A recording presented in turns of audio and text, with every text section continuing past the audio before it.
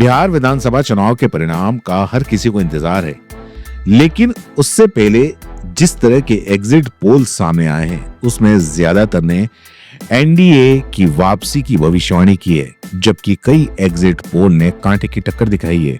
यहाँ इन exit poll से BJP गदगद है, तो वहीं दूसरी तरफ विपक्षी पार्टियों ने उन्हें गलत बता दिया, जबकि कांग्रेस ने एग्जिट पोल के नतीजों पर वोट चोरी का बड़ा आरोप लगाकर एक नई बहस छेड़ दी है। लोकसभा के नेता और प्रतिपक्ष के नेता कांग्रेस के सांसद राहुल गांधी ने आरोप लगाया है कि बीजेपी और चुनाव आयोग मिलकर लोकतंत्र की हत्या कर रहे हैं। उन्होंने ये कहा कि बीजेपी के लाखों लोग खुलेआम अलग अलग राज्यों में घूम घूम कर वोट डालते हैं। इस चोरी को छिपाने के लिए सबूत मिटा दिए जाते हैं। ये वोट चोरी व्यवस्था मोदी सरकार का नया सिस्टम है।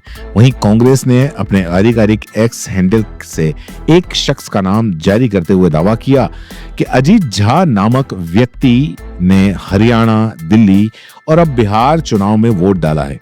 पार्टी ने कहा कि अजीत झा पिता मिथिलेश झा भी 3 वोटर आईडी हैं इसके पास में। कांग्रेस ने इसे वोट चोरी का ठोस सबूत बताते हुए कहा कि यह चुनाव आयोग की वोट चोरी व्यवस्था है। आदमी एक वोट दे, इस वोट चोरी व्यवस्था का पर्दाफाश नेता जो विपक्ष हैं राहुल गांधी, उन्होंने अपनी प्रेस कॉन्फ्रेंस में भी किया था। अब वोट चोरी की यह व्यवस्था आपके सामने है। ज्ञानेश कुमार जी के ये जो सबूत मांगते हैं तो उनके पास में सबूत काफी हैं। राहुल ने यह भी कहा कि कोई अलग अलग घटना नहीं है, बल्कि एक ऑर्गेनाइज्ड वोट रिपब्लिक सिस्टम है।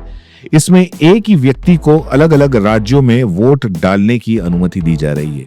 कांग्रेस और राहुल गांधी वोट चोरी को लेकर लगातार बीजेपी सरकार पर हमलावर है और हाल ही में उन्होंने दावा किया था कि हरियाणा में बीजेपी ने वोट चोरी के जरिए सरकार बनाई और एक पूरे राज्य का जनमत छीन लिया।